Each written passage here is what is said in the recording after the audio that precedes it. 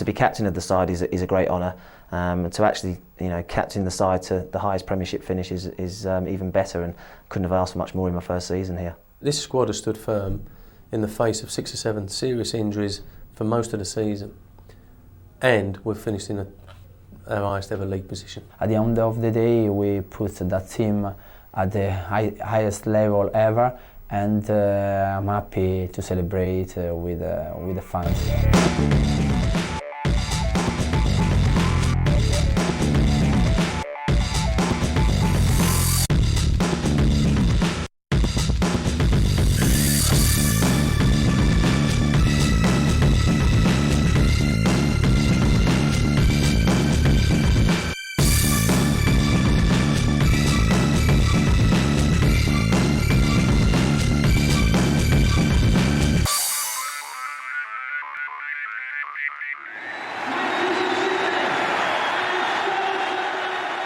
The big kick-off, and the Valley was full of optimism on a gloriously hot summer's day. Matt Holland, signed from Ipswich, led out his new team, making his Charlton debut, along with old teammate Herman Hreidersen. Gary Rowett's injury jinx, though, would strike again. This was to be his only first-team appearance. And Dean Kiely's suspension gave Simon Royce a rare chance in goal. But the biggest cheer was reserved for the enigmatic Paolo Di Canio, signed on a free transfer. But along with the loaned Carlton Cole, Di Canio was still a week away from full fitness. There wasn't much to get excited about after that. This is Wright Phillips, who's quick and tricky, and he's gone past 2.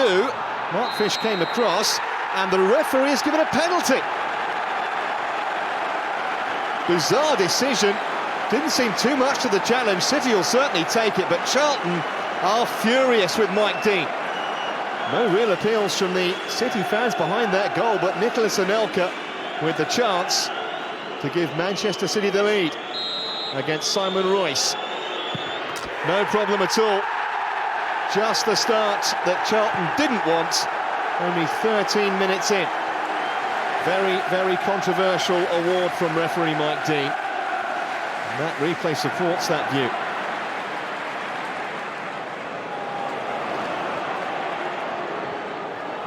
And a beautiful ball for Anelka, who's onside. Fowler in the middle. It's past him. Zibieski, 2-0. Terrific goal from Manchester City. Charlton ripped apart. And it all began with the throw out from David Seaman. And after that, Charlton never got a touch.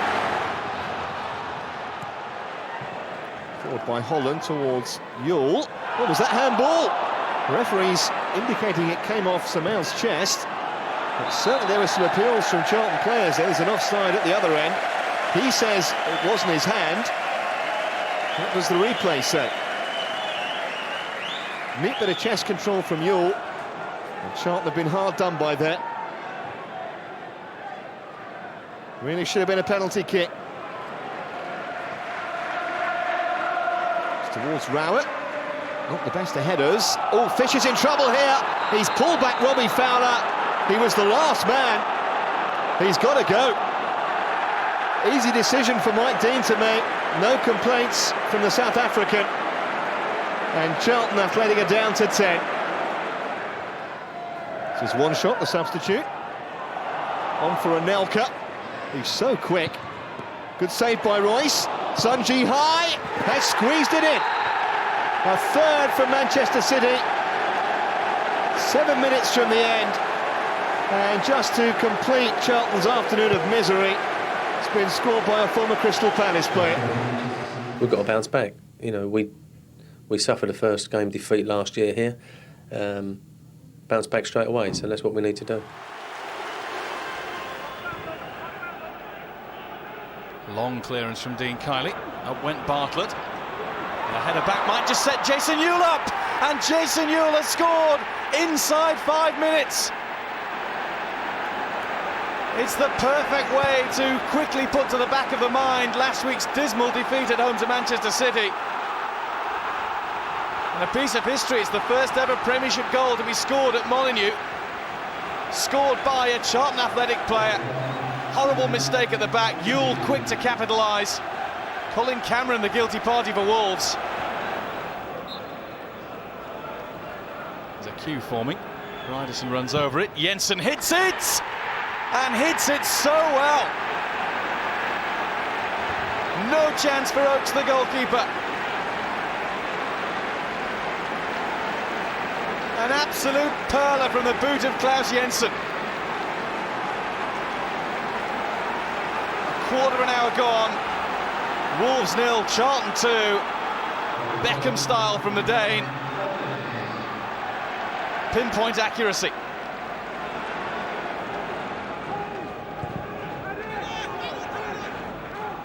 Up will go Bartlett. Craddock this time has the beating of it. Played in towards Sean Bartlett, it's 3! Wolverhampton Wanderers are all at sea. Charlton Athletic are having a dream afternoon in the West Midlands. Bartlett's deserved that goal. Once again, it's a Dean Kiley punt that Wolves were just unable to deal with. Jody Craddock's defensive header didn't do the job. Lovely layoff from Scott Parker. Bartlett there to finish. Didn't score his first goal in the Premiership until the end of October last season. Quickly off the mark this time round. Headed away. Helped further away by Ewell. Parker with Paul Linson, hot pursuit, and Bartlett running on, he's got his second! Charlton's fourth, only just over half an hour played. You can hear the roars of approval all the way back in the valley.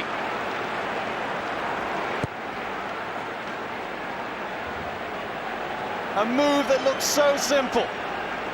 Fast football, flowing football, Wolves torn apart. Bartlett has 2 goals already for this afternoon and for the season. He only scored 4 in the Premiership in the whole of the last campaign. Butler and Craddock again forward for the corner. It's too high for Craddock. Charlton want hands against Butler. Nothing doing. Here's Cooper, met by a strong challenge from Scott Parker. And the referee has called Scott Parker towards him. He's already been booked. Oh, it doesn't matter. It's a straight red card for Scott Parker for the challenge on Kevin Cooper. Jason Ewell leads the protests and is told to leave the scene. Parker's got to go. He's already seen red. This is why, lunging for the ball just a bit late. The referee decided that was worthy of dismissal. Sean Bartlett's replacement is the debutant. The young man who made such an impression with Chelsea last season. It's the on loan Carlton Cole. Here's a big moment. Paolo Di Canio, who's moved across London to a hero's reception from the travelling Charlton fans. His first appearance in Charlton Athletic red.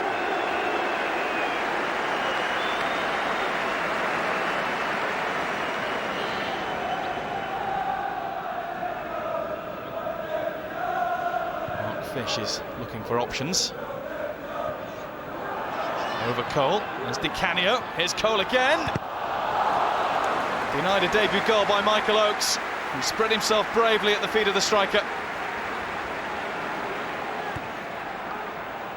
Charlton looking to round the afternoon off with a flourish from the new boys. Working well in partnership already. Ray's corner.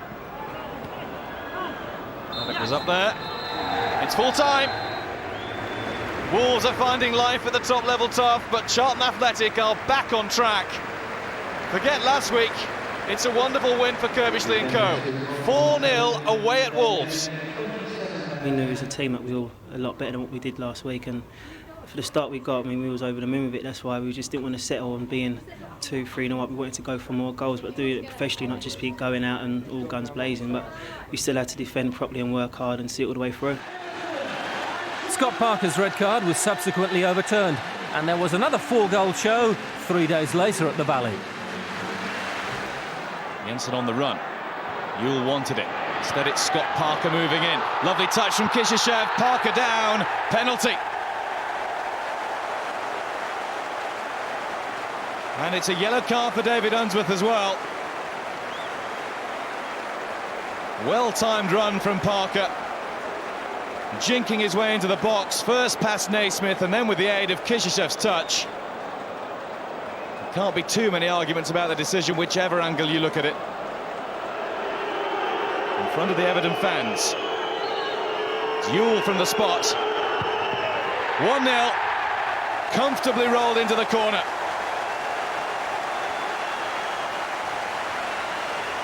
Got his season going at the weekend with a goal in the rout at Wolves.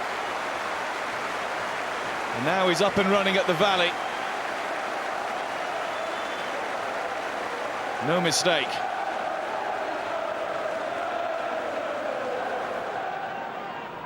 There's Pembridge. And he's seen the run of Steve Watson, who's onside, and has clipped it over Dean Kiley for the equaliser.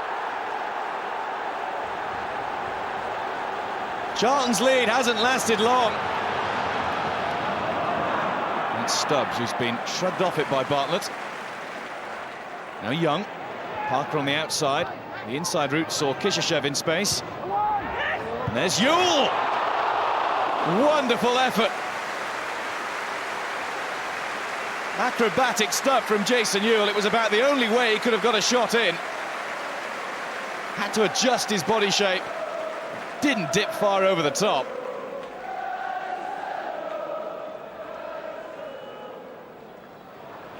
Is this Ryderson? Parker's still with him. Parker's got it now. Running at Pistone. Ryderson continues, goes down. It's another penalty.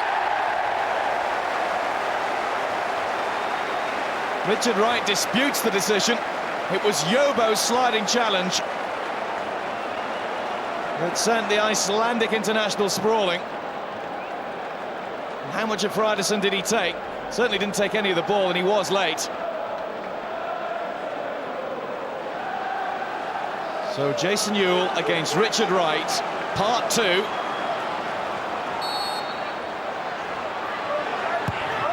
Different corner, same outcome. And Charlton have their lead back. Jason Ewell at the double.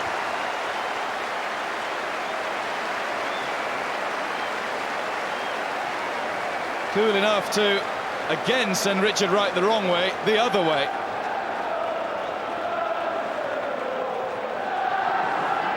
Naismith. It's it straight back from Watson and a good shot. 3 games, 3 very different results. But things calmed down a bit at Bolton, where the defence took the plaudits, with a little help from the crossbar. JJ Okocha, the unlucky one. Amazing that the Nigerian went through the whole Premiership season without a single goal to his name.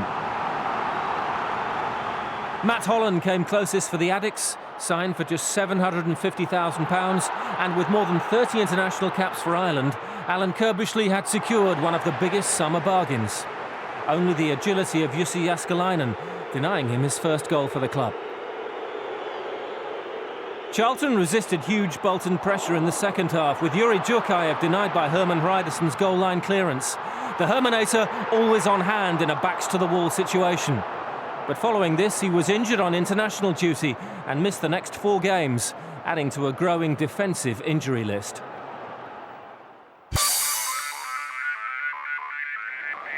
On the transfer list in the summer, Paul Konchesky moved on loan to Spurs, and Alan Kirbishley brought in centre-half Chris Perry from White Hart Lane. Perry would eventually become a permanent signature, with Rowett and Richard Rufus out long-term. It was a tough baptism against defending champions Manchester United. It is Giggs. And Gary Neville with the left foot. And Van Nistelrooy! Breakthrough for Manchester United. Who else but Ruud van Nistelrooy? Comfortable for O'Shea. Has been reasonably so for O'Shea and Ferdinand for much of the afternoon. Oh, and Jason Ewell was late there on Gary Neville, and Ewell, who was yellow carded in the opening minute of the game, has got a second yellow and is off. Gary Neville had cleared it and was just caught there by the trailing foot of Jason Ewell. It was a dangerous challenge.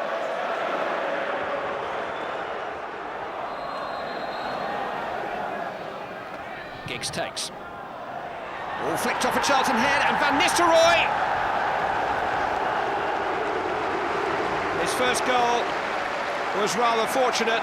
His second goal, very untidy. And things didn't get any better at Aston Villa in a tale of missed chances, bad luck and poor refereeing. 3 gilt-edged opportunities went begging early on. First, Radostin Kishishev blasted wide. And then Sean Bartlett's vicious volley from close range came back off the crossbar.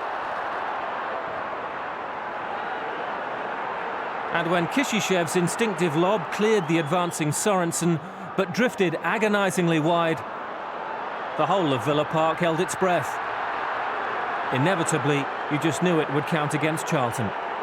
And it did.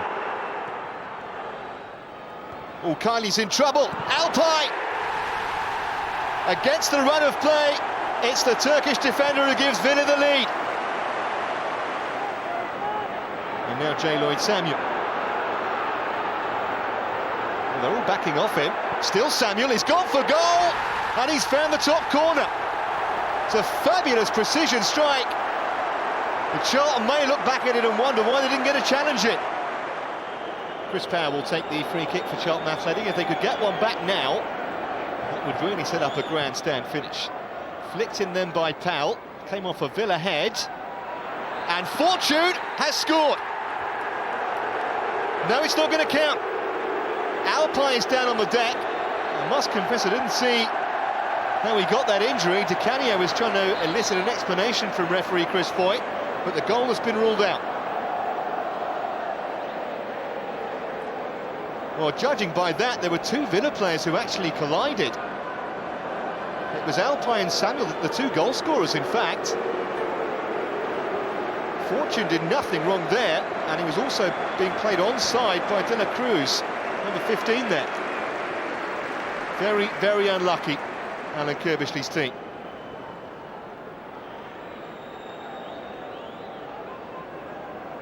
Fortune with the free kick there.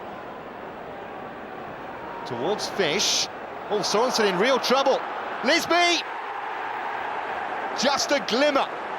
4 minutes left, and Kevin Lisby reduces Charlton's arrears to 2-1. The referee's decision went against us, but as I've been saying to him, I can't do anything about the referee's decisions. What can we do? We send a tape up, complain, and you know, we have our say, but I can do something about the finishing. And if they don't want to work harder at it, we're never going to score. 4 games without a win. Charlton needed a boost in what was to be one hell of a week. First came a Carling Cup classic. Sol Davis. Howard. And now McSheffrey. This is promising for Luton. This is Kevin Foley. And it's there! Kylie got a piece of it, but Kevin Foley has put the Hatters in front. Matthew Spring will take the corner for Luton Town, and they have plenty of bodies inside the Charlton box. Hit deep. Oh, Bayliss! No one picked him up! And the second division side have scored twice in 2 minutes. Valley crowd have been stunned by those strikes. Here's Hughes. Held up by Howard, and Berkovic! And off the woodwork. And Charlton are all over the place. A very lucky let-off. Berkovic denied by the upright. Di Canio. Beautifully done over his shoulder, and he's got Lisby in here. Just teasing and tormenting, and picking out Parker, who makes it 2-1. Beautifully made, and very coolly taken by Scotty Parker. He couldn't deal with Lisby, and Parker just walked it in. Jensen with the free kick. Easily cleared that time. Di Canio will retrieve it. Jensen. And Lisby! 2-2. And maybe normal order is about to be restored here at the Valley. Perfectly placed header by Lisby from Klaus Jensen's cross. And this has turned into a rip-roaring cup tie. Still got no idea which way it's going to go. Hughes, McSheffrey, Oh, brilliant! Fabulous goal from Gary McSheffrey, and against all the odds, Luton Town are back in front. He just measured that over Kylie and into the corner. Whacked away by Johansson. Given away by Di Canio, but Jason Ewell's got it back, and one substitute feeds another. Here's Campbell Rice. We're deep in stoppage time. Maybe one more chance for Charlton Athletic. Still got it, Campbell Rice. There's not much of him. He's only 5'7", but he's mighty quick. And Matthew Spring can't get it off it. Into the mixer it goes. Di Canio! Yes! Paolo Di Canio's first goal for Charlton Athletic. They're all going to congratulate the substitute Campbell Rice, and the Addicts have saved themselves, maybe in stoppage time. Di Canio has trotted over to take the corner. Hit deep towards Fortune. Parker, good stop by Betwith. Only as far as Jensen to drive it through the crowd and in. 5 minutes into extra time. Charlton have the lead for the first time. Courtney Pitt, the substitute, will take the free kick for Luton.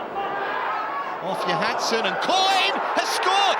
Right in the corner past Kylie, and the skipper has got the Hatters level. 4-4. And so to penalties.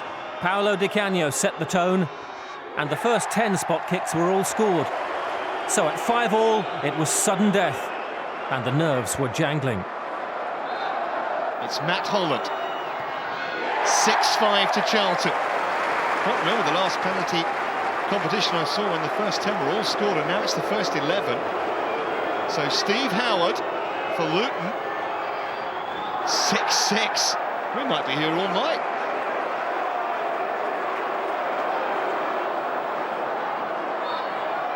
This is Parker for 7-6. No problem. No memories for Charlton of that epic playoff penalty shootout against Sunderland a few years back. This is Hughes. Went the right way, Kylie. He still couldn't stop it. 7-all. We'll have the keepers up shortly. First of all, it's Fish for Charlton. Oh, we got a big piece of that again, Beckwith. 15 successive penalties scored now. And here is Chris Coyne, the man who scored that equaliser in extra time, the captain of Luton, to try and make it 8-all. And Kylie saves! And Crawley for Luton, they go out. And Charlton Athletic, after a quite unbelievable night of drama at the Valley, go through after a 4-4 draw by 8 penalties to 7. They're in the third round draw. They don't half like to make it hard for themselves. How to follow that? Charlton had ridden their luck, and now the stakes were raised against Liverpool. Gerrard and Owen were in town, but Charlton's number 16 eclipsed them all. Huell. Oh, what a great ball that is. And slid home. Vladimir Smitsa on the end of a brilliant through ball by Harry Huell. Liverpool take the lead, a quarter of an hour gone. Here's a chance for Lisby against Dudek! And he's taken it. Half an hour gone. Charlton are level. Absolutely superb finish. Some sloppy play, really, from Liverpool. It's a fabulous first touch from Graham Stewart to find Lisby, who made a superb run forward. And then he's 1v1. The keeper has certainly committed himself very early indeed. And very similar in many respects to the goal from Vladimir Smitsa. He finds the perfect chip over the goalkeeper into the back of the net, and even Paolo can celebrate. Now Jensen delivers the corner. Bartlett got it well, so did Bishkant. Headed back in by Fish, and out by Heskey, and then back in by Bartlett again! He's done it again! Lisby second. Charlton from one down lead Liverpool by 2 goals to 1. Well, it's party time at the Valley at the moment, and no wonder the fans are enjoying themselves. But again, you've got to say, they haven't dealt with a set piece, and Charlton keep the ball alive. and the initial strike's a good reaction save from Jerzy Dudek, but he can't really stop the follow-up, and once again, 10 out of 10 for Kevin Lisby's anticipation. Again, his second goal of the game, and his second of the game is number 16. Finnan. Heskey was being held, I thought, and so did referee Stiles. More significantly, it's a penalty. I totally agree. You know, I think once you make contact with forwards in situations like that, now Heskey is a big fellow, we know that, and you know he's a difficult customer to deal with, but Chris Perry's all over him. 2-2. 8 goals in 8 games for Michael Owen. His 4th successful spot kick of the season. Gerrard. Huell. Too close to the keeper, obviously. Just look how open this football match is. It's incredible, isn't it? One moment Liverpool attacking, the next moment Charlton are at their throats. And here they go with Lisby. What a run! Oh, what a goal! What a hat-trick! What a moment at the Valley!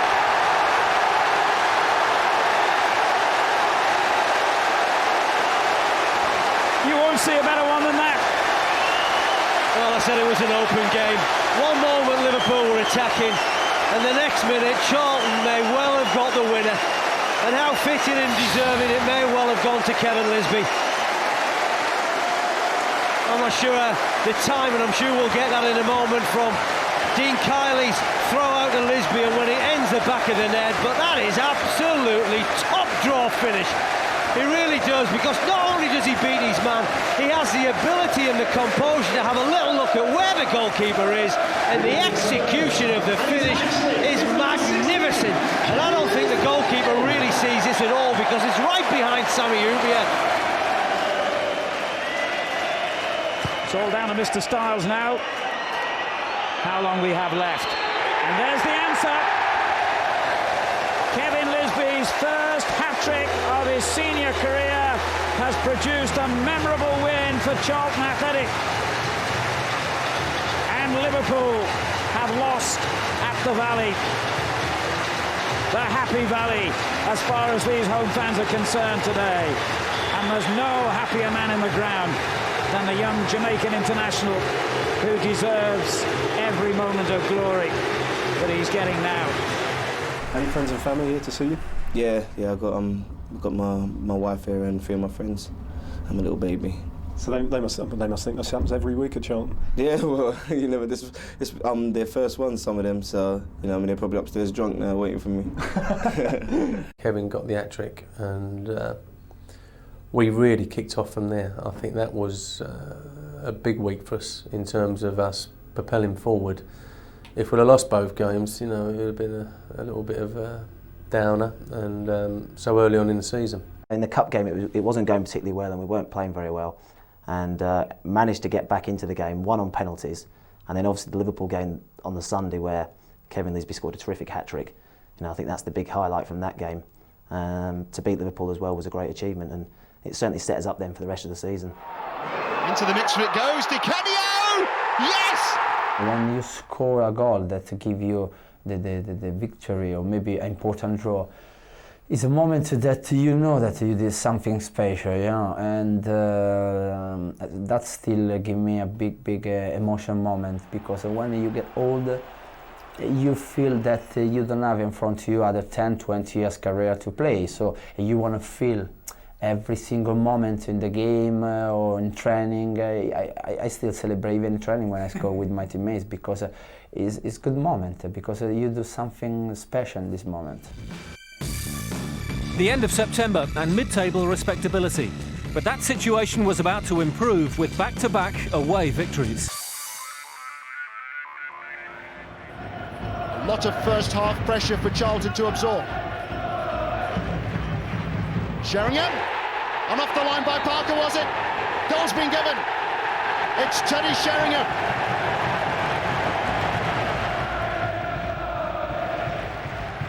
Stone has had a good game. Now Yakuba. Stone again.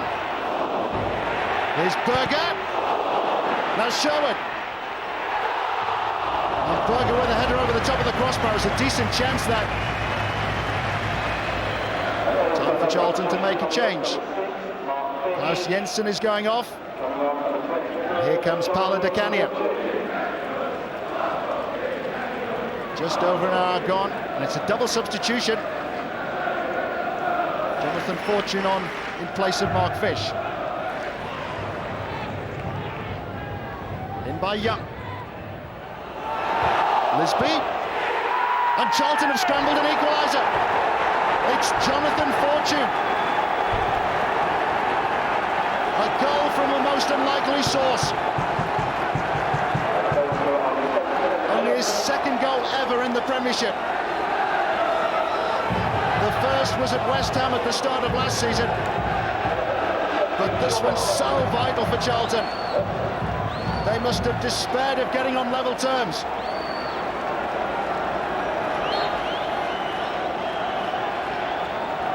And look at Di Canio's reaction. He's totally committed to the cause. Di Canio. Parker just ahead of him. It's Di Canio!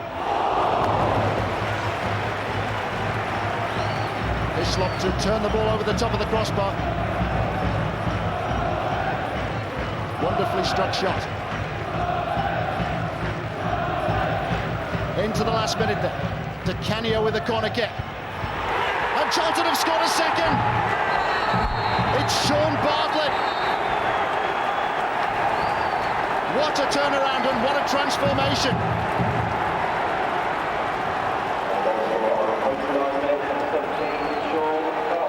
You have to question the marking, but it was a good, strong header from Sean Bartlett. Scored 2 goals at Wolves. That's his 3rd of the season, and what a time to get it.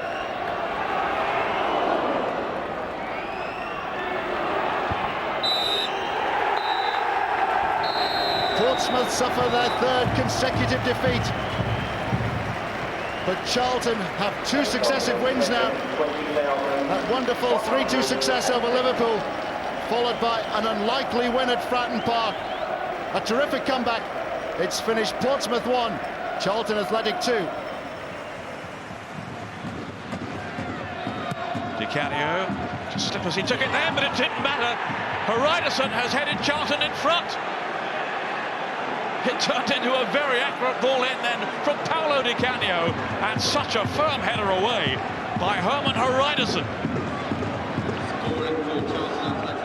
He really meant that with such authority. Timed his run to perfection.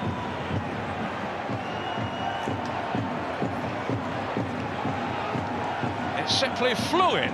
Brad Friedel furious there that there was no cover. Even beating Thompson, the man on the line. Flitcroft has tried to stay with him. But such was the intent there of Haridason. No way was that ball not going to find the back of the net. His first Charlton goal. Two-guy biding his time. Here is Stephen Reid, it's his right foot. And it was a terrific save too from Kiley, who yet again this season has been in splendid form for Charlton. As he emphasised here, getting down really well to palm it away.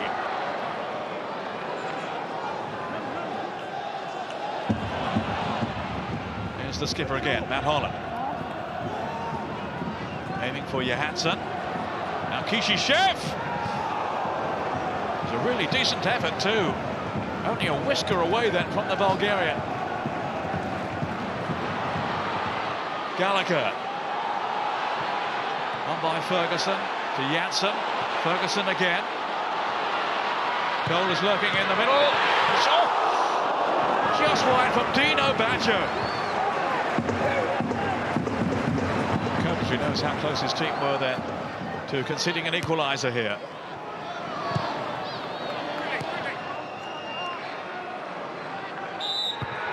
And Blackburn have run out of steam. It's another very impressive win for Charlton. Herman Haridason's goal has proved enough, and it's more misery for Graham Souness.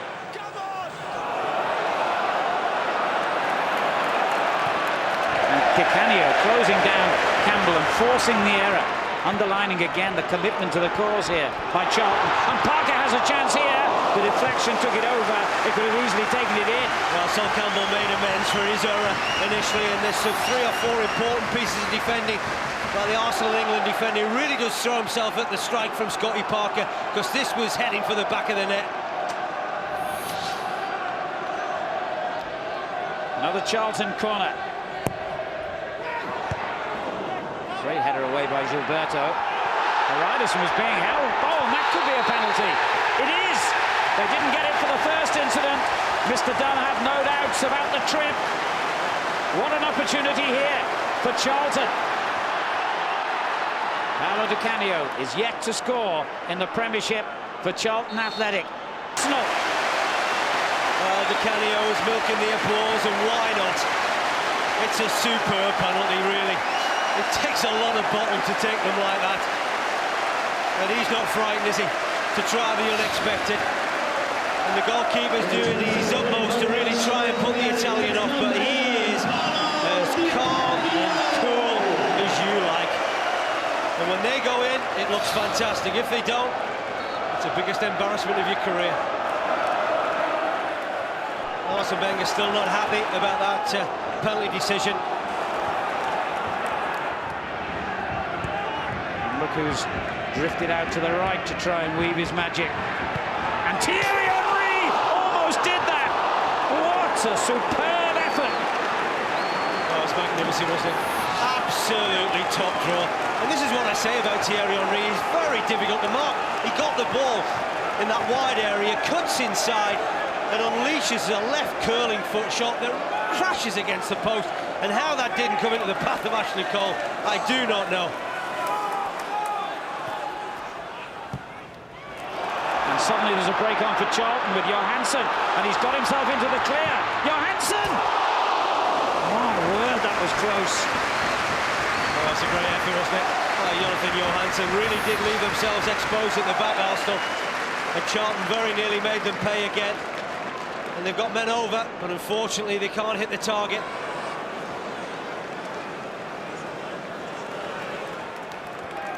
A lot of bodies between Kylie and Thierry Henry in the ball. What a magnificent strike by Thierry Henry! Arsenal are level, and there was only one man who was going to score it. Absolutely unbelievable. He is the man, Thierry Henry.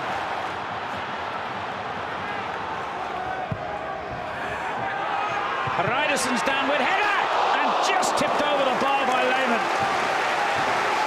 Well, we talked through the course of the afternoon about the threat from this fella from set pieces, but once again it's a magnificent climb. Another excellent result, but Paolo Di Canio's afternoon ended prematurely with a niggling injury. Henry's equaliser was brilliant, but the Italian's penalty was pure theatre. What was that all about, Paolo? In this case, I thought before, 3-4 seconds before, now I'm going to chip the ball, because I want to make the goalkeeper even more silly, because he's starting, make a strange movement. I say, now I shoot in this way. Maybe, of course, if you stand and save the ball, you should maybe look, show me as a silly player, but that didn't happen because I was too strong in my head to score in this way. Charlton's Carling Cup run came to an end at Everton. Tobias Linderoth with the game's only goal.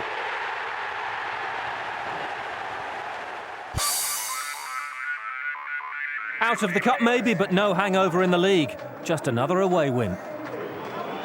Jensen. Put this one in right-footed. It's clicked in, and it is a goal. It's Matty Holland for Charlton. Birmingham City, whose defence has been so watertight this season, have been opened up by a simple set piece. And it's Matt Holland rising in between two defenders to flick the ball into Mike Taylor and into the net. Struck the Birmingham goalkeeper, but he couldn't do anything about keeping it out. It's Matt Holland's first Charlton Athletic goal. Stewart to Jensen. And This might be another chance for Charlton Athletic, it is, and it's a good save by Taylor. Has to go down as a glaring miss from Jonathan Johansson. Should have been 2-0. Birmingham City are thinking there should have been an offside flag as well. Johansson played in and hit it straight against the right leg of Mike Taylor. Eyes only on the ball, he didn't look up at the goal. Could be a big moment in the match.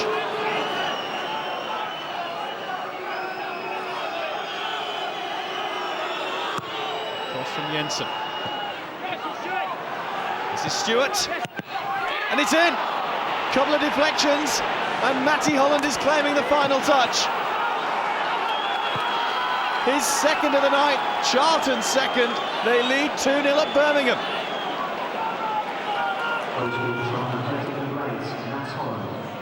All the way over to an unmarked Graham Stewart. Dugarry it was who hooked it away from goal, but straight against Matt Holland. Came off his midriff, but it doesn't matter what part of the body it struck, it went in. Lazaridis' delivery, getting better. Now Hughes, pressure mounting as Bryderson scoops one away by whatever method. Tebele, Dunn trying to get behind the defence, he goes to Gary! What a save from Dean Kiley. And Dugarry knows it. Perfect run again, he must have thought he got the equaliser. Wonderful reactions from the Charlton keeper. Jensen. Got it past Dunn. He got past Lazaridis and it's still Jensen. Now he's found Lisby. Shot on for Lisby! Tipped over the top by an alert Mike Taylor.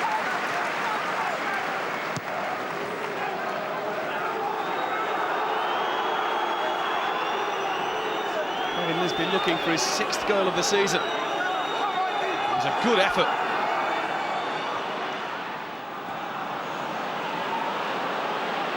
There's Parker, able to get the ball unchallenged, and this is Kevin Lisby.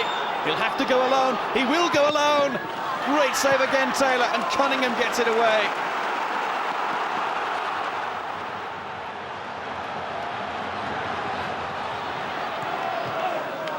Clapham. Can he swing the ball over? Up goes Forsell! Kept out by Kiley's brilliance. It's another one to add to the catalogue of super saves we've seen from both goalkeepers. Oh, that's the best of the bunch. That's wonderful stuff from Dean Kiley. Had to claw it back. There was some power on that from Mikael Forsell. To the corner, waiting for the full-time whistle. A full-time whistle that signifies the end of Birmingham City's unbeaten home record this season. Dean Kiley was in outstanding form for Charlton Athletic. They've won away for the 4th time in the Barclaycard Premiership this season, and they've won it thanks to 2 goals from skipper Matty Holland. It's finished Birmingham City 1, Charlton Athletic 2. Obviously, for us to win this game, you know that you have to throw your body in the way of things, and you know, like Herman, put your head in the way and get a cut on your head, and you know, all these things. They are dirty words, I think, people think in football. But until for our quality players to get on the ball and hurt people, you've got to have that first and foremost, and we had it in abundance in you know, every department really. So very pleasing. I quite like to get in the box and try and get my fair share of goals, and against Birmingham, it sort of, I think it was my 13th game, so it was lucky 13, and to hit the net twice was great. You know, the first one, you know, I remember coming in and making a run to the near post, getting a head on it, and the ball going in. And the second one, obviously, was a little bit lucky. And I think any player likes to score those goals. And there were plenty more goals against Fulham in a very impressive performance. Happy birthday, Curbs. Radiston Kishishev. Klaus Jensen. Nice control. Fed through for Jonathan Johansson. Van der Sar pushed it away to Stewart.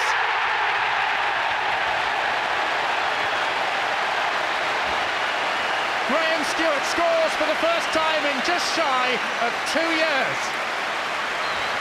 Deserved reward for Charlton's crisp attacking play.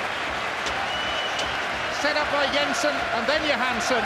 Van der Sar could only parry, and despite losing his balance, Graham Stewart did very well to recover and to score. Van der Sar, well, you can't really point the finger at him for failing to hold it because it was a long way away from him. And he just had to pray that it fell to a white shirt. It didn't. It fell to the red of Stewart, and Charlton lead. And here's Lee Clark. Malbron. When he turns that he's dangerous. Parker. Red tide sweeping forward. Scott Parker! Well, on Monday, Sven-Göran Eriksson is due to name his England squad to face Denmark in a friendly. And there'll be a lot of shaking heads in southeast London if Scott Parker's name isn't part of the announcement. He has been outstanding this season so far.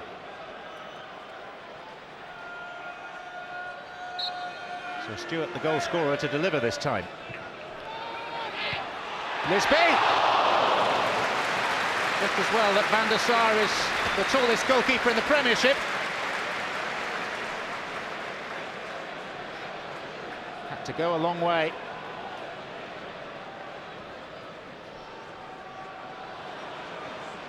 Got down very athletically. Very down the middle to Ewell. Holland. Johansson. Came off Bonicel. Headed cross this time. Ewell. Johansson! It looks like it's going to be Charlton's day.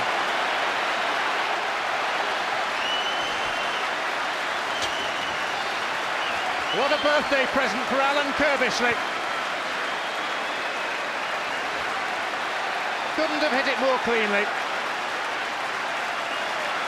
It ends a drought for the Finn of 15 games without a goal. He's not the regular scorer that Charlton would like him to be.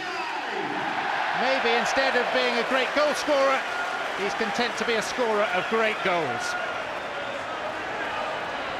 Daylight for Charlton, with a quarter of the game to go.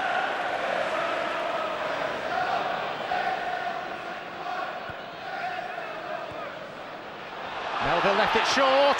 Oh, and Johansson scored again. It's a calamitous piece of defending.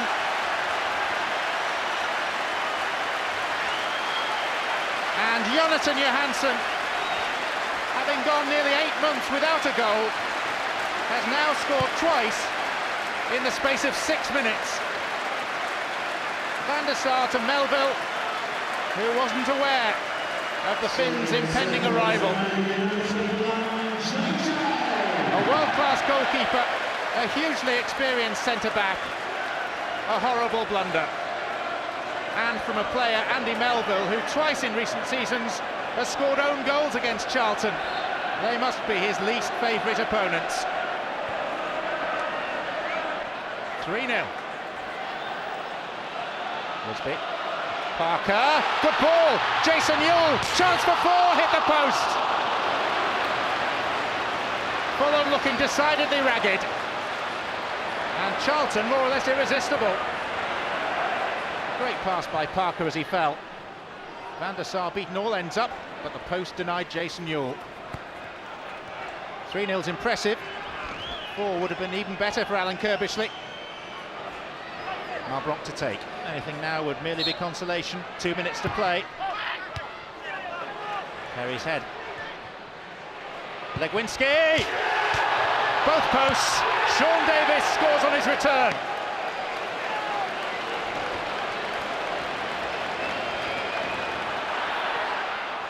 Di Canio. He's not going to beat anyone with pace, but he can nutmeg a fullback. Johansson, lovely ball. Graham Stewart. Charlton nearly finishing things off as they started matters with a goal from the veteran Stewart. And it encapsulates their approach today. Free-flowing football, bags of confidence. They've been a joy to watch. And Fulham would say, I'm sure, a devil to play against.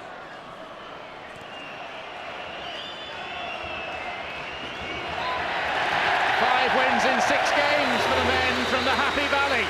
Their best start now for 50 years. And if it carries on like this, they'll be naming a stand after Alan Kirbishley. They're striking a blow for democracy and decency. They're in the top four tonight. Charlton 3, Fulham 1. I think we played really well. I think the work we put in today was magnificent. We never let Fulham is a great passing side. We never let them get going with the passing, and I think that was the most important thing today. If we can finish in that top 10, if we keep putting C-Facts on, as Gordon Strachan keeps saying, and we're in that top bit, I'll be happy with that. During the international break, Scott Parker did make his England debut. More on him later. Next in the Premiership, Leicester. Here's Thatcher. In towards Ferdinand. And Les Ferdinand has put Leicester City ahead.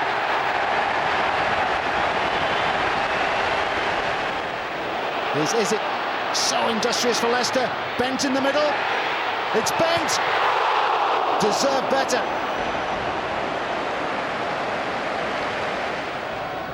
Fortune a target at the near post.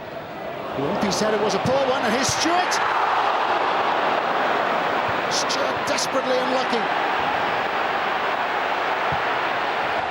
And Stewart off balance. Did well to keep the shot down. Just over 5 minutes remaining. Here's Svensson. Now Di Canio. Still with Di Canio. Oh, and that's a penalty. A penalty to Charlton. Brave decision that by Graham Barber.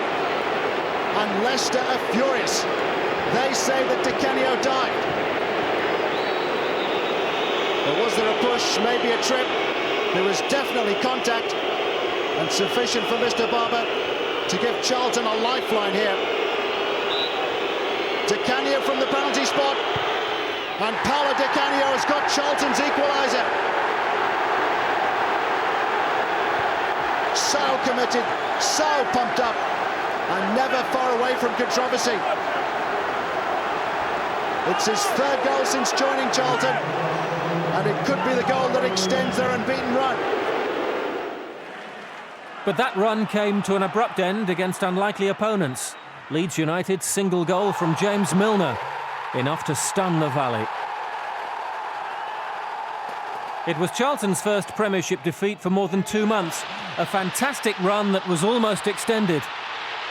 But agonisingly, Matt Holland's header came back off the post.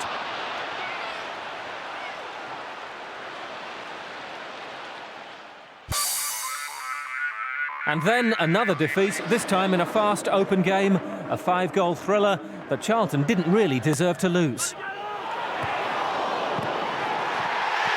that's over the line, is it? It is a goal for Southampton. It's just a question of who they're going to credit with it.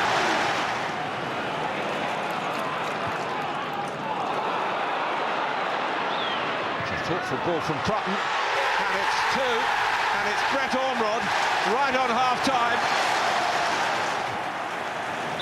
Well, you talked in the first half about 1-0, Martin, about the next goal being a vital one. I actually think that if there is another one, then that's the big goal in the game, because Charlton played well enough to have scored a goal and to have been level at some time in the first half. And you just feel if they strike early. They have. Scott Parker, 2-1. Tremendous strike too. Well, I mean, this is a fabulous strike. That's unstoppable. When you're talking about one of the better goalkeepers in the Premiership, and this is past him almost before he moves. It's an unbelievable response from Charlton.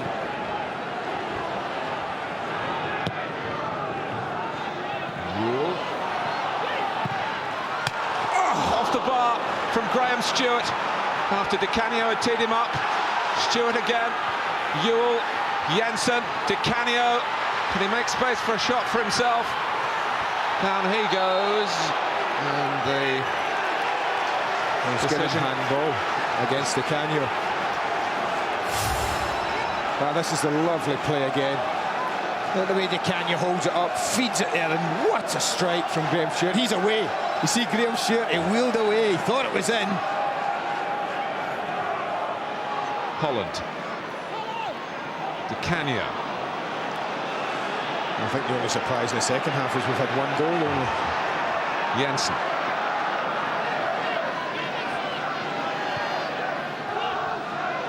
Ewell. Parker. Oh, fantastic! Absolutely fantastic! He's done it again, Scott Parker. Niemi did not move. Charlton are moving. They've moved from 2-0 down to 2-2. Well, you won't see two better goals scored from any individual player. The thumbs up suggests he just might have booked his place in the next England squad. But you won't see two better goals from an individual on any weekend this season than these two. Watch the way he uses the players, Martin. He bends it round the players. Now look at that for a goal. And Anthony Niemi just waves it goodbye. It's as simple as that. What a finish. Two fantastic goals from Scott Parker. One all power and precision, and that all craft. It's Stewart. And it is Di Canio, and it isn't Charlton in front for the first time. But it looked, as that move built up, more than once that it would be. Well, there's a chance here for Graham Stewart. He just loses footing there and he gets caught up. He scrambled it clear, but just straight to Di Canio. It's not an easy angle. He doesn't have a lot to aim at. The suggestion is that we fancy Dean Kiley doesn't want to come and claim. He'll stay on his line. And that's nearly cost them dear, and it might yet. It might yet. It has done. And Brett Ormrod puts Southampton back in front with 5 minutes to go. At Middlesbrough, no goals, but a huge talking point. Danny Mills and Paolo Di Canio clashed in the corner, and the Italian emerged with a nasty-looking head wound. Replays seemed to confirm an ugly side to the incident, but Di Canio eventually accepted Mills' explanation that it was an accidental action with no malicious intention. On a brighter note, the run of defeats had been stopped. Newcastle United were next to arrive at the Valley. Di Canio. Here's Stewart. Ewell let it run. Jason Ewell might get in here. Off the post, and Ewell's there again. Finally, it's put away. Two chances fell Jason Ewell's way. Got the ball via a back header, which didn't reach its target. First post, then given. Bernard. In comes Ewell. He's won through. Now Di Canio. Stopped by the left glove of Given. There's Stewart. And again, it's Given's left hand that denies Charlton a goal. He is having a game, Shay Given.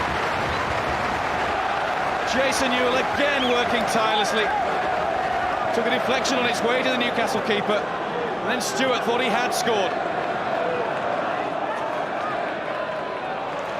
Excellent challenge by Kishasha. Stole it away. Stewart's on a good run here. It's Graham Stewart in the area. And Shay Given was there to meet him. Another brilliant piece of goalkeeping. Obviously, it's 5 games now. But if you look at the fixtures we've had, 3 of them have been away, and we lost to Leeds. So, you end up getting in a little bit of a run if you don't correct it quite quickly. But the next game's Chelsea at home, so we'll see. What we did see was a fantastic Charlton performance. It was a very happy Christmas for all concerned at the Valley. Boxing Day has a bit of a tradition for unusual results and unusual starts. And Herman Hreidarsson has given one here for Charlton Athletic. Well, he got a second chance, didn't he, Paolo Di Canio? His first corner was a poor effort. This one's right on the money. And when you've got people like Hreidarsson in the 6-yard box, all you have to do is help it on. That's all Hreidarsson does, a standing jump. He just angles the header wide of the goalkeeper, and it's a brilliant start.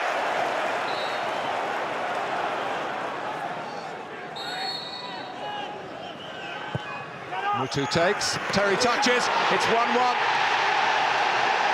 Inside the opening 10 minutes And Charlton's lead hasn't lasted too long. John Terry's first of the season.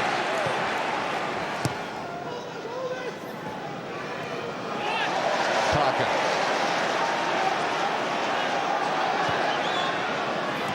Cameo lets it run. Johansson can run on himself with the ball. Holland coming in from the opposite flank. And it's Matt Holland who puts Charlton in front again.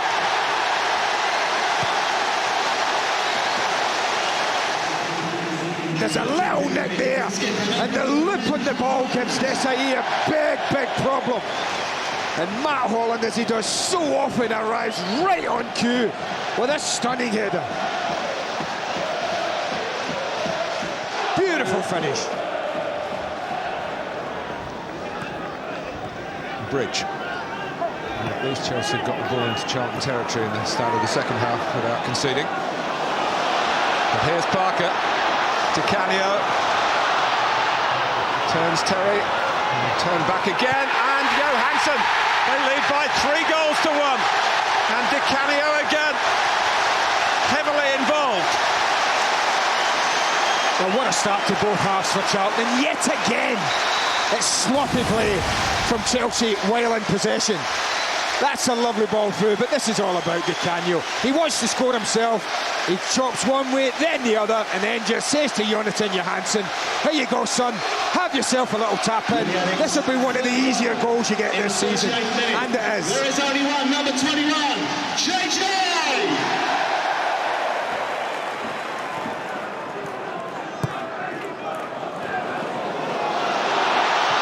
Here's Jason Ewell. Christmas time, and Ewell's tide turns.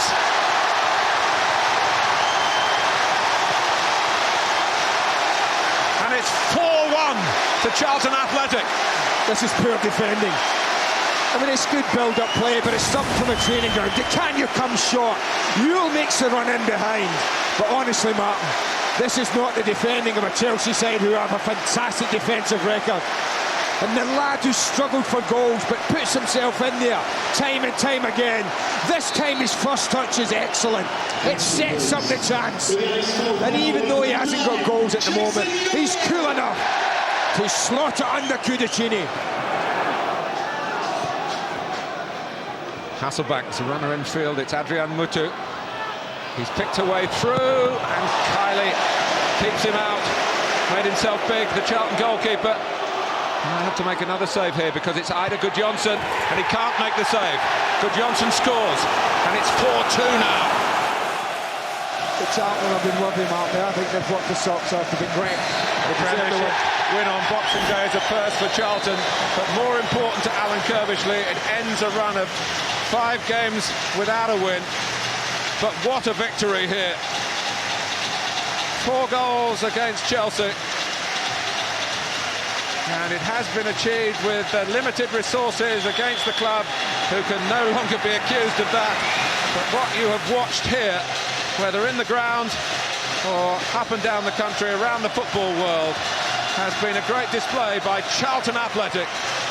The Valley is rocking to their tune. They have beaten Chelsea by 4 goals to 2. Against Chelsea, Paul Konchesky had been recalled from Spurs, and now he was lining up against them, and there was more holiday cheer. Hooked on by Di Canio, and Johansson is onside. There's no flag here. Fun save by Casey Keller.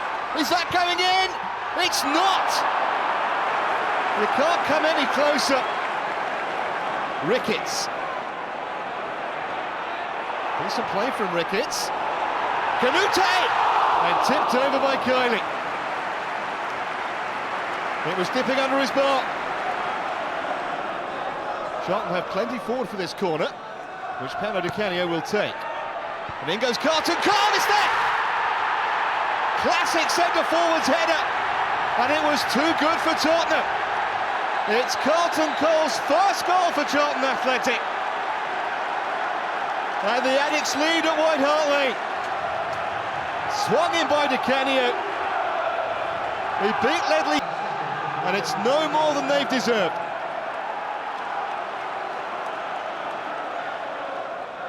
Di Di Canio again will take.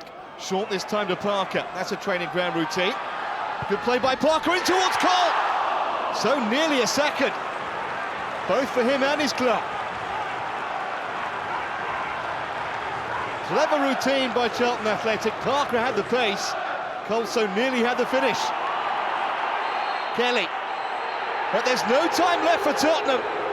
And Charlton Athletic will take all 3 points here, courtesy of Carlton Cole's first goal for the Addicts. On 69 minutes, they've beaten Tottenham by 1-0. You came on at the break. What did the manager say to you about what he was hoping and expecting from you? I just said that he needs my power up front and my pace. I just said I'll try my best for you, and I'm going to try and get a goal for you. And the goal's your first? Yeah, it's my first for the club and first of many, I hope. 2 London derbies and 2 victories. Couldn't have asked much more, especially against Chelsea at home, where I thought that was probably our best performance of the season. And the first hour really we absolutely dominated and could have been a lot more. The Tottenham game, another good victory, very solid performance, and we scored late on and 6 points from Christmas against 2 London sides. We couldn't have asked for much more over Christmas. Holland coming in from the opposite flank. And it's Matt Holland who puts Charlton in front again. We destroyed them completely, not all game, but 16 minutes we played like if we were Real Madrid in the best day, you know what I mean?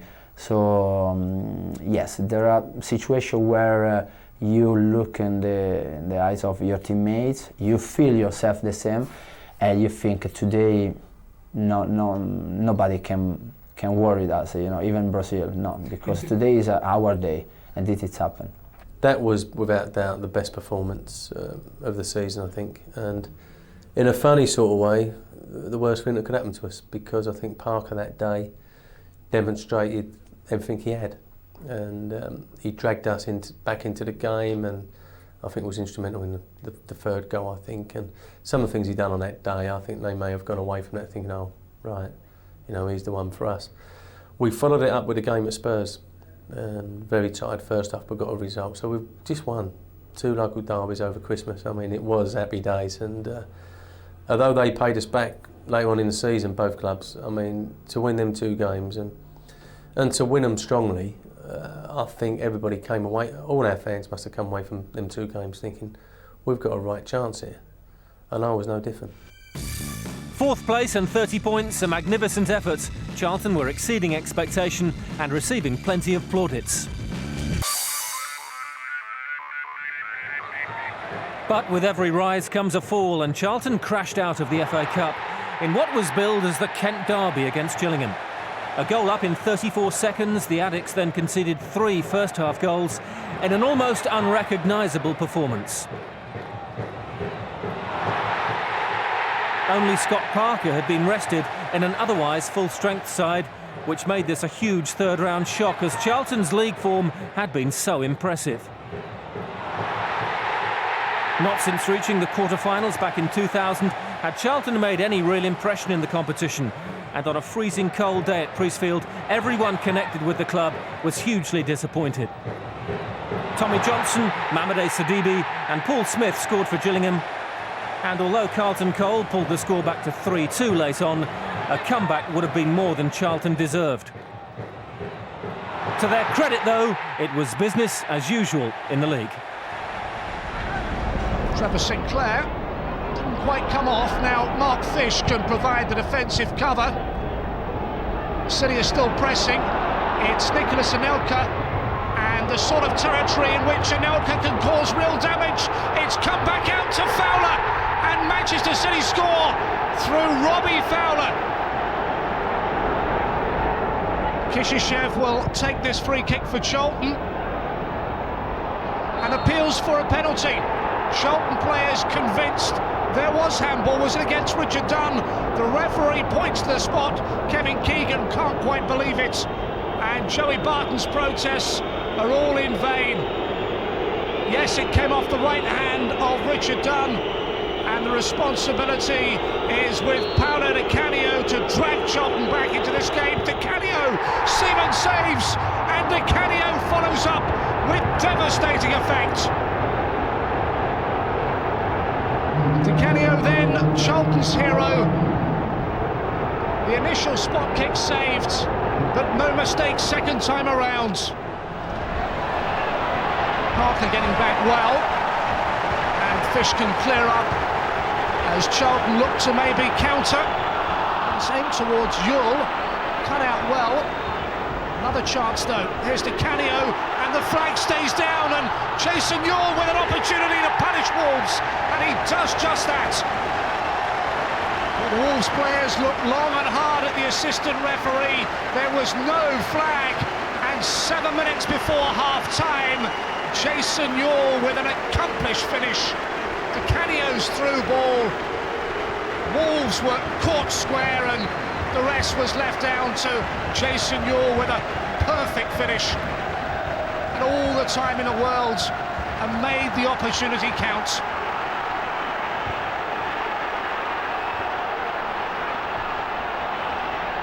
Canio.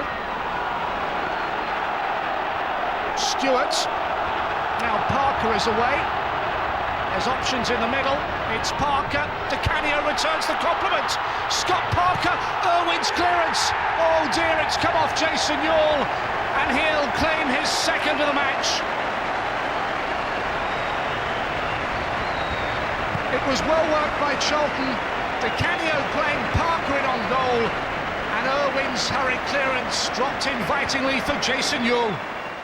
The fans are enjoying it as well, and it's been one of those that we're still in fourth, we're still picking up points, we're still riding high, but there's a long way to go, and as a whole, as a club, as ourselves as players and fans, you know, we're still a long way to go. We need to keep sticking together and keep getting the points.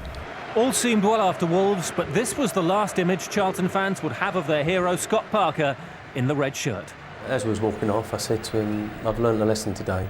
Perhaps I'm not going to ask you to be the player that has to sit all the time. Perhaps I'm going to ask you to be the player that ends up forcing the issue, and because I think when he gets around the box, it was very difficult for anyone to live with him. And we agreed, you know, we had a little laugh and a smile and agreed with it, and you know, walked up the tunnel. And that was the end of it, basically. You know, shortly after that, the thing came through about Chelsea. As we know now, Scott already knew about it. You know, before the Wolves game, so perhaps it was a bit poignant, but you know, that was what it was all about. That was the last thing that I've got with Scott, and then the other thing all develops after that. The manager dropped Parker for the trip to Everton, as mentally he'd had his head turned by Chelsea's offer. But the team dug in and got on with the job without him. Is Lee Carsley as Everton threaten? Good interception by Mark Fish. What a super game he's had up against Duncan Ferguson, and he's played Di Canio into space, and here is an opportunity for Charlton. Now what can Di Canio conjure? Good skills by the Italian. It's aimed towards Charlton goal. Pistoni's error, and Graham Stewart scores against his former club. Well, they'll celebrate, but what a dreadful error by Pistoni. Di Canio's hopeful ball, Pistoni's mistake, and Graham Stewart cashes in. What was the Everton defender thinking of? And Stewart in the right place to profit from the error. Did you give Mark Fish a tap on the back after that battle with Ferguson today?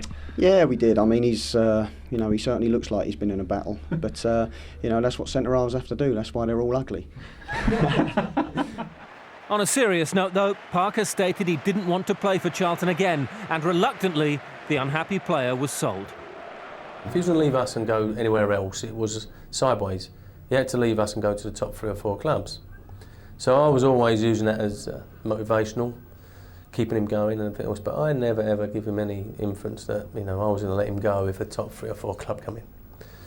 So that was a major area for him. So was the way it was conducted. I wasn't happy at all. You know, I think Chelsea's, you know, I can't stop clubs coming in for the players, but I didn't think Chelsea had a realistic valuation of him. Now, if you're the player, and we've all been a player, I mean, you understand their predicament. They want, you know, it's a great opportunity, it's a great move, and especially in Scott's position, he'd given everything he felt in every game for the club, and I've not got a problem with that, because he did. You know, most games he played like 2 men. And but if the money wasn't right for us, there's no way that, and And that was the big point, that it didn't matter to anybody else but us what sort of fee we got. But it did, you know, and the first offers were derisory. And then the thing dragged on, and it got a bit messy, but you know, people got antagonised. It wasn't conducted properly, and in the end, it left a sour taste. I think in the heart of hearts, he was Charlton player through and through. He gave everything every week, training, playing, and I just think he got himself in an impossible position. So I would like to think that he would be remembered for what he done for us. I would like to think that would happen, but if it doesn't, it doesn't, and you know, we've all got to get on with our lives. It was a difficult time really, because I think you could probably see it from both sides. The club wanted to keep Scott, he's one of the best players, and obviously it would have been better if we could have kept him. At the same time, you can see it from Scott's side, you know, he was going to a club who were playing in Europe, challenging for the title, and you know, a chance to play at the top level in the Champions League. So from that respect, you could see why he did it. We didn't want to lose him, and the club didn't want to lose him. Scott wanted to go, and in the end, you know, that's how it worked out. The timing of the whole thing was disastrous. If it was happening now, then I think we all, and I think the Charlton fans could have understood it. But if we can take ourselves back to that period, just beat Chelsea, just beaten Spurs, got a great point at Man City, you know, to find ourselves, I think, fourth. Bang. With the transfer window closed, life post-Parker began against Bolton Wanderers with an early wake-up call. It's a gusting wind today which has taken that clearance by Jääskeläinen, and Pedersen scores after 25 seconds.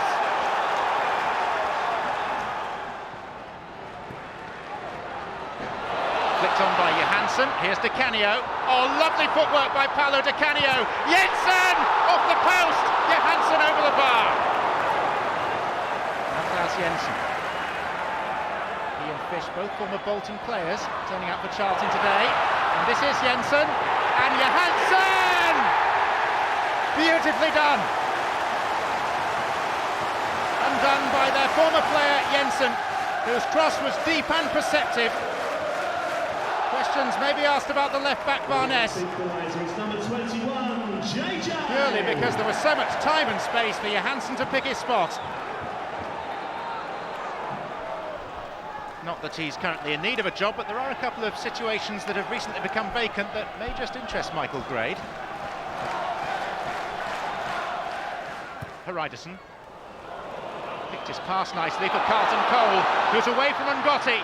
Carlton Cole for Charlton, right into the broad chest of Jääskeläinen.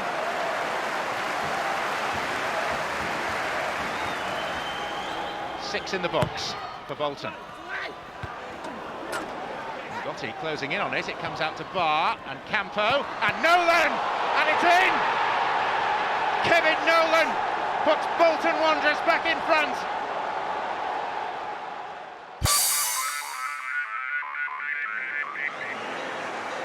The trip to Stamford Bridge was always going to be a tricky encounter, with Scott Parker watching from the stands after being excluded from this fixture as a condition of his transfer.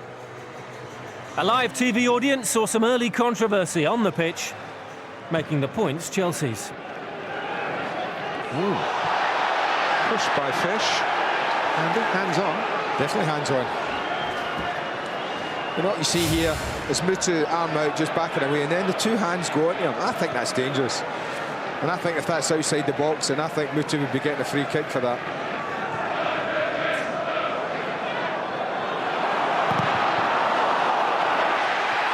Hasselbank, is he going to give a penalty this time? He is. I think that's less a penalty than the one that was earlier. Fish gets penalised, and I think the referee's given this because of the one he let go. I think Jimmy's backing on. Jimmy's clever. They get a little bit long, but watch Hasselbank. He backs and backs. Look, he's backing and backing and backing into Fish. The defender's got nowhere to go, Mark. Look, get your body there. That's what you're taught. Fall back like that. Lean back into him. Steve Bennett's given, I think, a soft penalty. This for 99 goals in the Premiership. It is.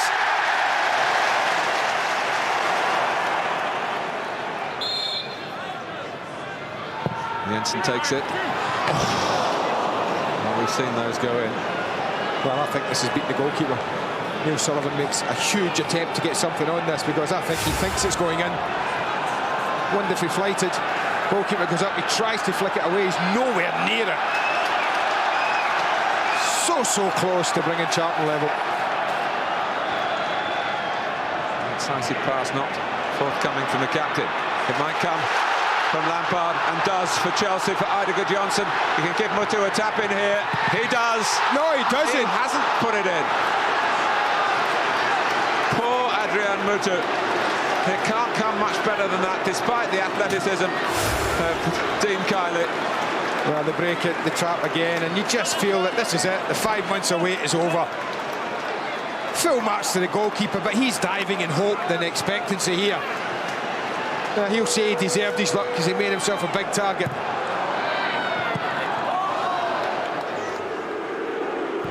Jermaine Defoe for Tottenham. Konchesky's last man back, and he's misjudged his header, and Simon Davis is onto it, and Simon Davis opens the scoring for Tottenham Hotspur.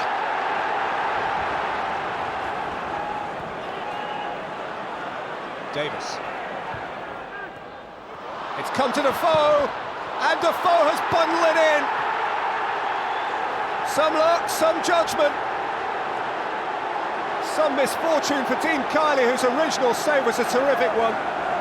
2-0 Spurs.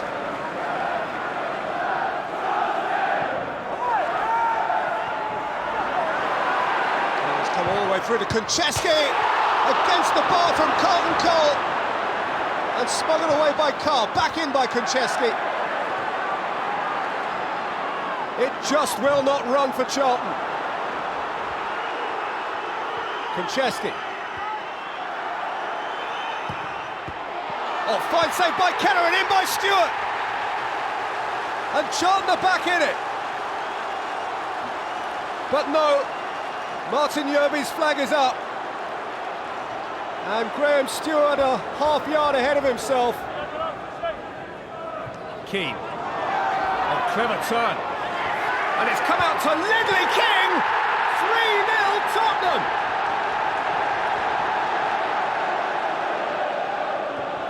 Charlton with it really to chase now. Jensen with the corner. Perry involved. Bounced out for Stewart. One back.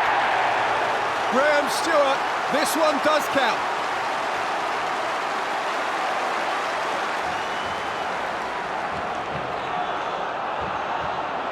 Jensen working it short with Di Canio. And Jensen delivering. It's 3-2. It's Chris Perry against former colleagues. And Tottenham, having lost a cup tie just last week from 3 goals up, are being made to panic again here. Johnny Jackson. Jackson, fine strike, settles it. 3 consecutive defeats. Charlton needed a timely boost. They got it in an amazing game against Blackburn with a dramatic late twist. Here's Ewell. Cole was making the run. That's a lovely touch wide to Di Canio. Delivered back towards Cole. Needs some support, but has managed to turn and fire it in. Stunning goal. Carlton Cole's third since joining on loan from Chelsea. And really well taken. Di Canio played his part. Cole played 2 parts in the move. Stead, just forced wide by Radistin Kishishev. John Stead has got a chance here, and the woodwork keeps Blackburn's new signing out. Stewart towards Di Canio, got the touch. Jason Ewell, 2-0.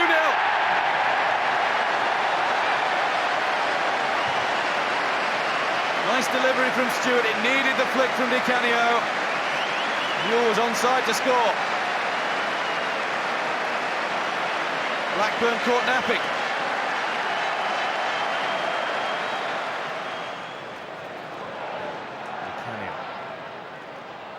Lovely feet as ever. Carlton Cole helped it on. Ewell couldn't quite take it. Good effort. A Decent stop from Brad Friedel to deny Matt Holland. Thought Ewell was going to have the first crack, but he missed the ball, intentionally or otherwise. Buchanan. Cole. Here's Ewell. Michael Gray got across the challenge twice. Sterling defensive work from the fullback. Still the danger not clear. It's Kishashev. It's Ewell! Offside anyway.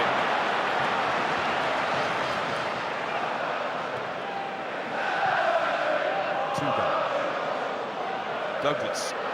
Here's Stead. He's hit the woodwork twice in the game now. Buchanan. Might be something on here. Oh, terrific shot!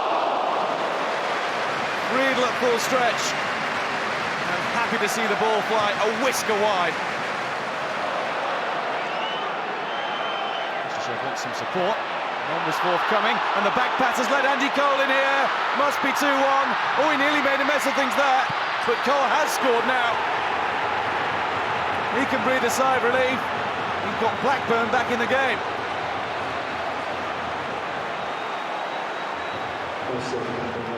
Scored in the end. Two-guy. Cole. Wonderful stop from Kylie.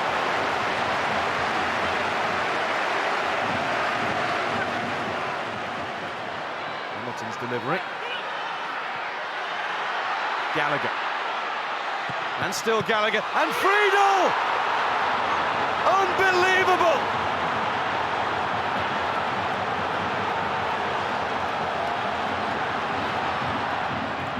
Holland. Upwent Ryderson. This is Jensen! Surely wins it for Charlton! There's no fairy tale for Brad Friedel. Another twist in a game of so many tales.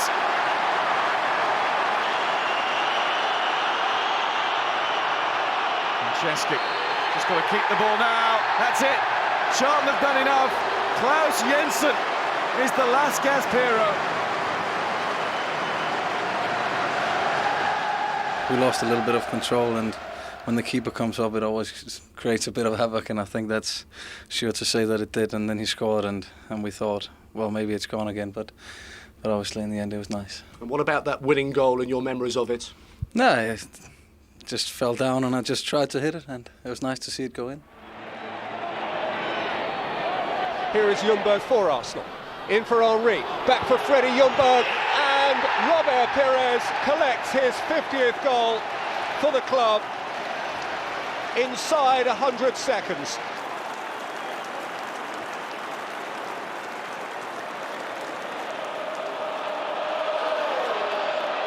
Here's Vieira, and here is Henry. It's already 2-0 Arsenal, they're flying away. Klaus Jensen. It is a game again. Immaculately placed by Klaus Jensen, who for the second time in 3 years scores memorably at Highbury. Couldn't have been more perfect.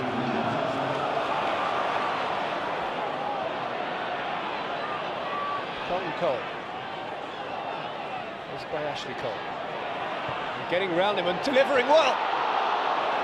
And Stewart rising at the back post, just couldn't lever it in. That's a big chance for Charlton.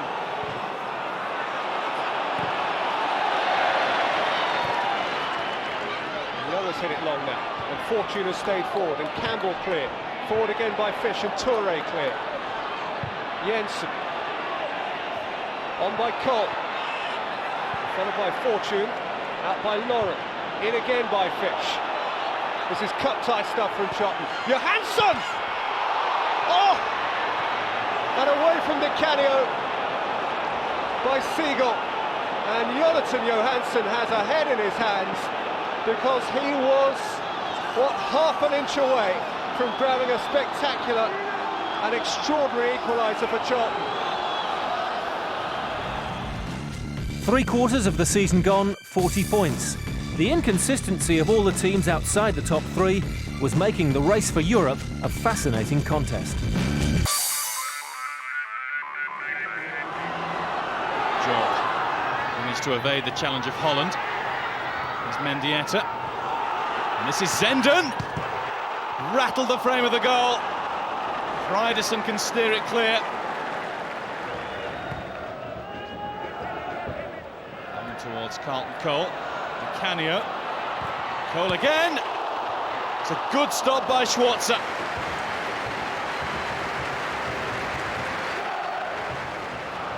Fish almost gave it away to Zenden.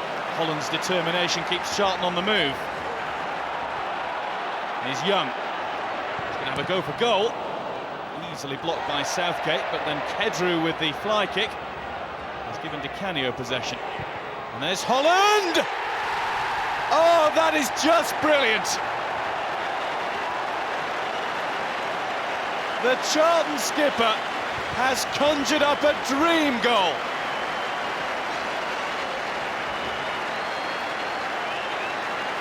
Di Canio with a disguised pass, and Holland with the most delicious of chips over a stranded Schwarzer. Jensen, skip past Ekjog. Still going, Klaus Jensen. Did well to keep his feet. There's Kishishev. Into the crowd. On another day it might have been into the roof of the net.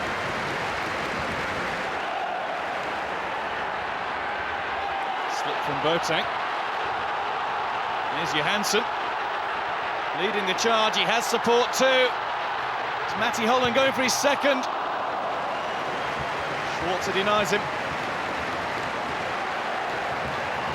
Perrone held off the challenge. This is Nemeth. Good reaction, stopped by Dean Kiley. And Chris Perry further clears the danger. Sort of save we've got used to seeing from Kiley over the years.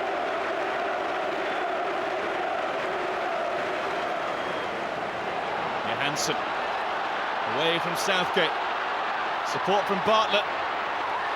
There is Sean Bartlett, forced a little wide. Still squeezed the shot in. Young. That's it. All over.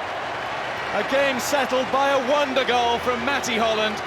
Charlton 1, Middlesbrough 0. Steve McLaren's not entirely convinced you meant it. Can you clear that one up for us? Someone else just asked me that. No, I definitely meant it. I knew that if I'd gone to strike it probably would have gone over, so I had to try and place it. And I found the corner of the net.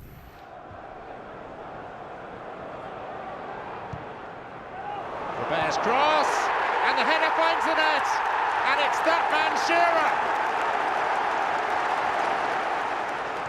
Shearer, good knockdown. Fortune struggling to hold off Amiobi. Oh, it's in! Jermaine Genius takes the plaudits, but Luke Young had a wild swing at the ball. Kishishev, now Klaus Jensen.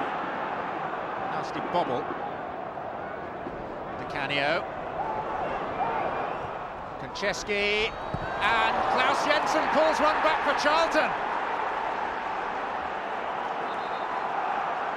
Real hope for Charlton now. It's probably their best move of the match. Di Canio and Konchesky, Cole rising and not getting there. Jensen in poaching from midfield behind. Makes it 2-1. And Di Canio's thinking of taking this quickly. Newcastle are still coming back. Oh, and it's well hit! And very well saved. It was Chris Perry that struck it, and Gibbon flew to his left and pushed it onto the post. And now on the counter, it's Newcastle through Genius. Ambrose. 3 against 3 in the middle. Robert. Penalty.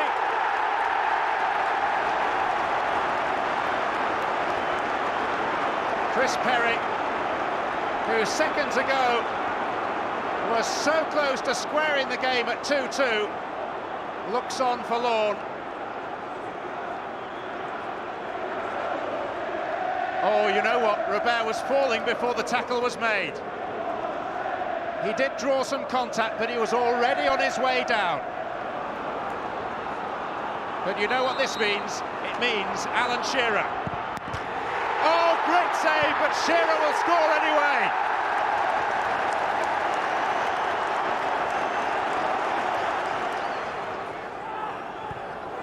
In by Di Canio, to Jensen, to Johansson, off the post a second time. And it was Shearer who did more than anyone else to scramble it away. And for the second time in 5 minutes, Newcastle are saved by that right-hand upright. And this time, Given was nowhere near it. Forward by J. Lloyd Samuel. Not the best of headers by Konchesky. Further out by Young. It's in towards Angel, and it clipped the post. Let off for Charlton Athletic. Di Canio will take the corner. It's Carlton Cole, it's in! And Charlton have the lead. 8 minutes gone. Well, it wasn't complicated, but it was mighty effective.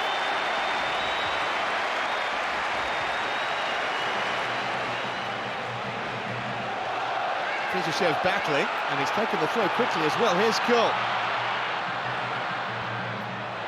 Holland, Jensen, Matt Holland again! Oh, how unlucky! And then Jensen's follow-up. And finally Sorensen grabs it. Nearly had 2 in a minute there, Charlton. You can't come any closer without scoring.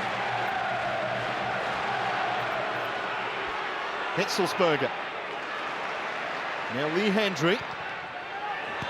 Oh, missed clearance by Young. Gareth Barry, Angel, for Sale! 1-1. Scrappy goal, but they're on terms.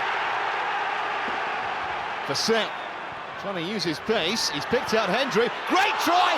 Fabulous save by Kiley. Wonderful stop. He thought it was in. Angel will chase. Pursued by Perry. This is Gareth Barry. Now J. Lloyd Samuel. Neatly works. And Villa in front. Charlton sliced apart there. It's a neat flick on. Melberg wanted his keeper to come, he didn't. And he's pulled down Johansson. Penalty. Right at the end. Charlton can save themselves. Melberg on Johansson. It's a Danevia day. Jensen versus Sorensen. For 2-2. Oh, he's missed it. Heartbreak for Klaus Jensen. And in truth, it was a mile over.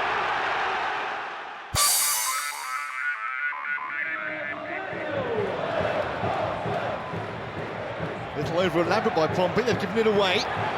Holland has fed Johansson. That's Yule, and this is Sean Bartlett, and Portsmouth have been punished. Only 8 minutes on the clock. 1-0 Charlton. Lovely flick from Yule, and Bartlett arrived bang on cue. Taylor. Oh, Berkovic, the substitute. It's a good ball back for Taylor. In towards Yakubu. It was so simple. On terms, Pompey. Durian scores. Jensen. Holland. Di Canio to win it. No, the flag's up. Won't count. And it was such a well-worked move as well. Unlucky. With the form wavering and perhaps as in previous seasons falling away, nobody fancied the Addicks at Anfield. It was an historic day. Jensen's corner. Important ahead of that by Herpier. Owen back there defending. Kisishev. It's forced on for Johansson! It's the roof of the net, and he got a touch on the way.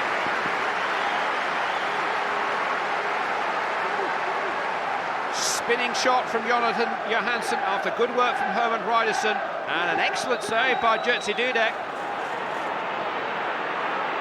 Gerrard. Marisa has always been an outlet for Liverpool. Coaxed into Heskey! That wasn't far away.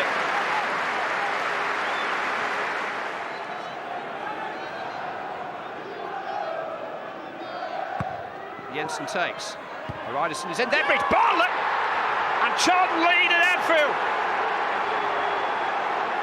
And Sean Bartlett, who gave them the lead early in the second half here last season, has done so again.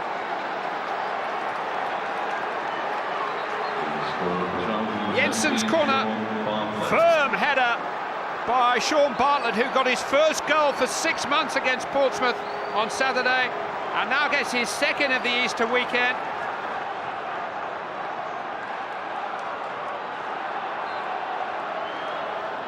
Gerrard with a free kick for Liverpool. And it's Harman's header, and it's turned off the line. Harman again. Dramatic clearance.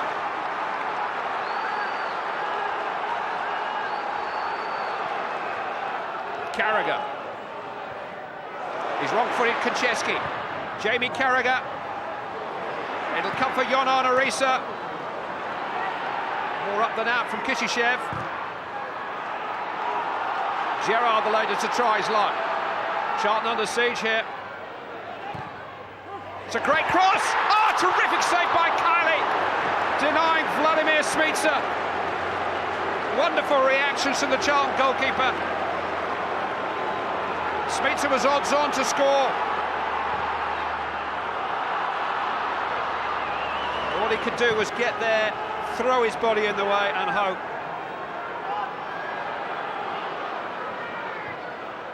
Smica, who's denied. Gerrard. Down he goes, and it's going to be a yellow card for Gerrard, and a free kick to Charlton. Big call that by Phil Dowd. No real complaint, it has to be said, from the Liverpool skipper. Well, he just kicked his foot against Kishishev. It wasn't a penalty.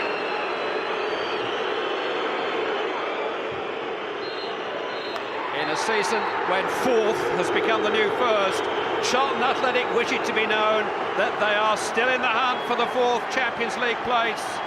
Their first win at Anfield for more than 50 years could not have been better timed. Liverpool's first home defeat of the year is ill-timed, and the passport to the European big league is still anybody's for the taking. Liverpool 0, Charlton Athletic 1. We came here today, and funny enough, with no pressure on us. I thought all the pressure was on Liverpool, and you know, there were some heroic performances, and we got the result. You're thinking about Birmingham next rather than the San Siro and the Bernabeu at the moment, yeah? Absolutely, that's a far memory. That's I watch that as a spectator, and at the moment, but you've got to have it as an ambition and an aim to something to strive and achieve for, you know. Winning at Anfield was a fantastic day, but you know, none the way we are, we don't celebrate anything. You know, we just got on the bus and came home. And I always tend to think perhaps the summer is the time that you really start thinking about what you've achieved. And I also think after the 38th game you should start thinking about what you've achieved. But you know, that must rank with one of the greatest things we've done. Ultimately, Charlton's core problem was the home form and the inability to win games at the Valley. Birmingham City were unambitious, but then stole the lead after 84 minutes through Clinton Morrison. Charlton was stung into action and responded almost immediately. A fantastic headed goal from captain Matt Holland, equalising. But it was yet another draw and another 2 points dropped.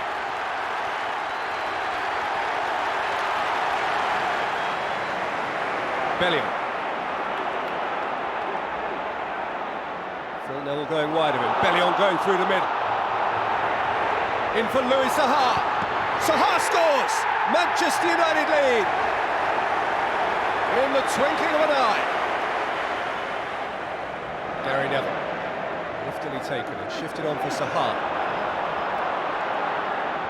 And Saha back for Gary Neville, who hasn't stopped moving here, and Neville has scored!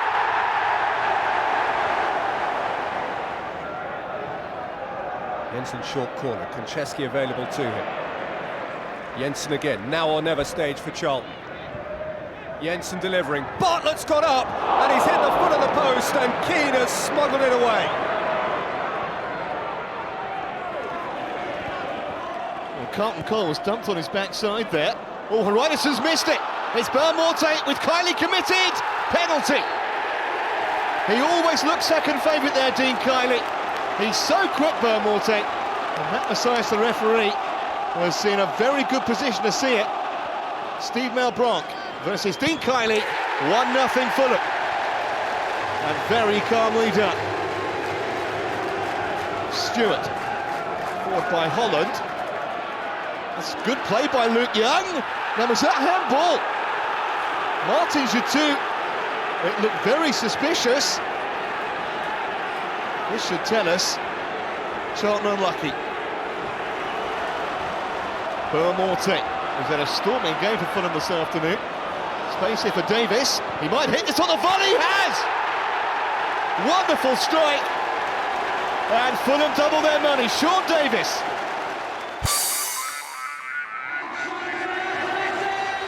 Two consecutive matches against bottom three teams and Charlton's European dream was over as 4 more points were dropped. Bent, nice little turn. A decent 1-2 with Is It. Outside of the boot. That is a fantastic goal. Marcus Bent, 5 minutes gone.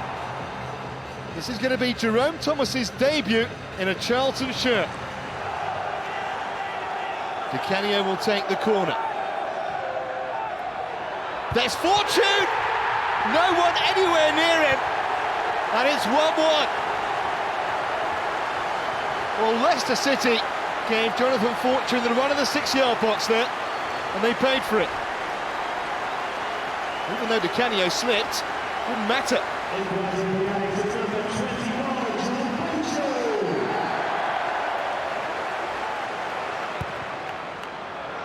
Good distance again from Dean Kiley on the kick, and he's found Johansson. Battling there with Dabizas. Penalty! Dabizas and Jonathan Johansson.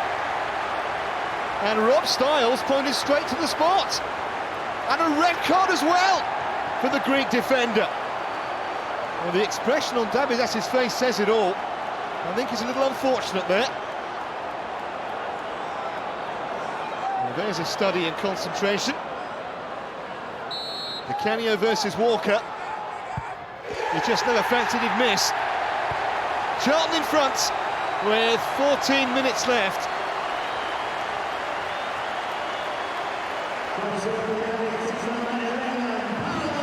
And now Leicester City looking over their shoulders at the Nationwide League. Ferdinand to drive it. Ha! Well, they've scored 2 tremendous goals. They may not save their Premiership status, but they've got themselves a point here almost certainly now. If you want to stay in that top 4 or 5, you need to win your home games, and we haven't won enough of them. But, you know, the fans here, as someone just reminded me, they've had 2 promotions, 5 years in the Premiership, 6th year next year, and it ain't all bad. Franceschi. Turned away from Dominic Matteo. It's a shot from Holland. It's a super goal. Matty Holland scores another fabulous goal for Charlton Athletic. Paul Robinson was left stranded by that. It fizzed into the top corner. Di Canio steadied himself for the cross and all the way over to Konchesky. Right across the face. Jason Ewell not quite able to arrive in time. It's a delicious ball from Paolo Di Canio, well controlled by Konchesky. Why not have a go? Pennant is over the ball. He's going to leave it for McPhail. Flipped over, and Kilgallen slides in to equalise for Leeds.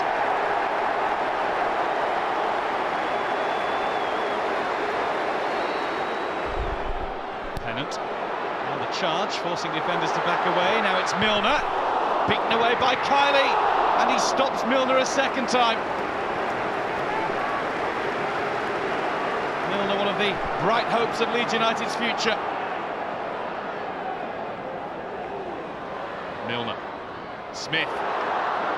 Milner beaten to it by Fortune. Jermaine Pennant takes over. Jermaine Pennant scores in fine style.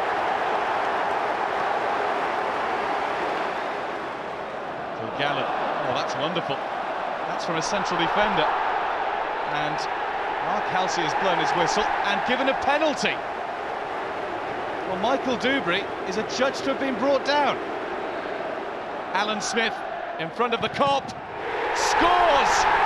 3-1 leads. Smith nets on what could be his farewell to Elland Road. Hesitation in the Leeds back line. Ewell was charging through. It's another penalty. One for Charlton this time.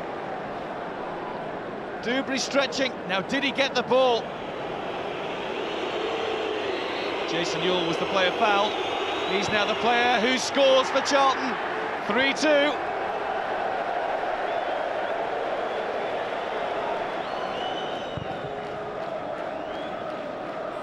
Huge punt from Carney, that one. Flipped on by Johansson. This is Ewell. And still Jason Ewell might get the chance. 3-3. An incredible Charlton Athletic comeback. Leeds defence looked all at sea. Ryderson with a ball into Ewell's path. He held off one challenge. And then an unexpected bonus to get it back. And so to the final day. The incentive was simple. Victory would guarantee Charlton their highest league placing for more than 50 years. Southampton have 5 in the wall here. It's Konchesky to strike, and a terrific start from Alan Blaney, the reserve keeper who did so well against Newcastle on Wednesday. Distinguishing himself again. That was goal bound. Fine reactions. Huge clearance from Kiley. Not dealt with particularly effectively either. Bartlett's header. Di Canio. This is Jason Ewell. Wonderful goal. And it was all made by the little flick from Di Canio. A touch of class from the Italian. And Ewell hardly had to break his stride to score. 3 defenders just taken out the play. Good header by Bartlett. They were all ball watching and flat-footed, and Ewell did the rest. 36 minutes gone, Charlton in front. The sad sight of Paolo Di Canio clutching his ribs. Standing ovation all around the ground. He's been a joy to watch at the Valley this season, and it means an earlier introduction than planned for Carlton Cole. Young. Holland. It's towards Cole. Carlton Cole!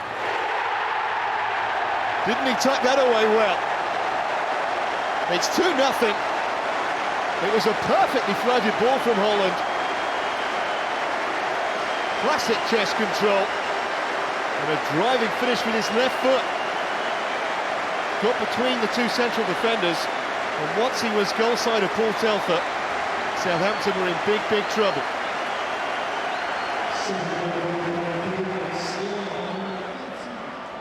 This is Craney.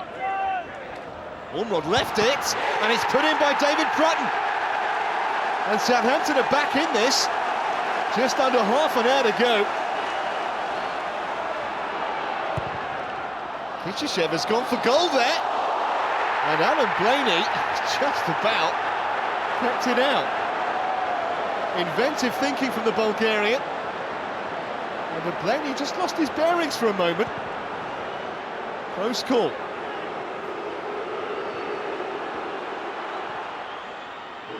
We're into stoppage time. Beattie's header. Prutton! Fine save by Kiley. And scrambled clear. Well, he's kept his team's lead intact there, Dean Kiley.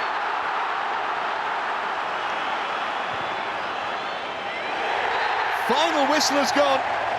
It's the first time Charlton have won at home on the last day of the season since 1987, and more importantly, it will guarantee their best ever Premiership finish. Winners here by 2-1.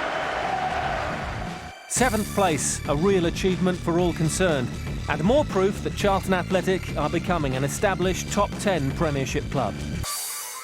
The Valley acclaimed the players on a thoroughly deserved lap of honour. The 2003-2004 season will live long in the memory. I think we're everybody's favourite second team, because I think they realise where we've come from and how we've done it, and you know, we've not spent money we've not had, and we've had to do it the hard way, and a lot of clubs come to us for advice, which is great. But I think it's how we're perceived now, and I think what we've achieved this season is that we're not perhaps little old Charlton anymore. We are Charlton, who are an established Premiership side and have got some good players. When I first arrived, from the minute I spoke to Alan Kirbishley, the ambition was there to finish in the top 10. We finished 11th last year, and it was always the aim really to finish higher than that and improve on that year's performance. So for us to do that this year has been a terrific achievement. Charlton fan, they're intelligent, so they don't think about where you played before or for what team. It's important for them that the player give the maximum they can. They dedicate themselves for the team cause. I think what I can tell is thanks them forever, because they give me the support since I moved. You know, the first day they present me in the stadium against Manchester City in the first game, I couldn't imagine the reception like that, and since that day I felt the cause and the shirt in my body for this team. Whatever way we look at it, the squad has stood up, and that has been the pleasing point, and it's been a major bonus. But you know, that's my aim for next year. That's what we've got to do. We've got to have a squad strong enough to compete in the Premiership.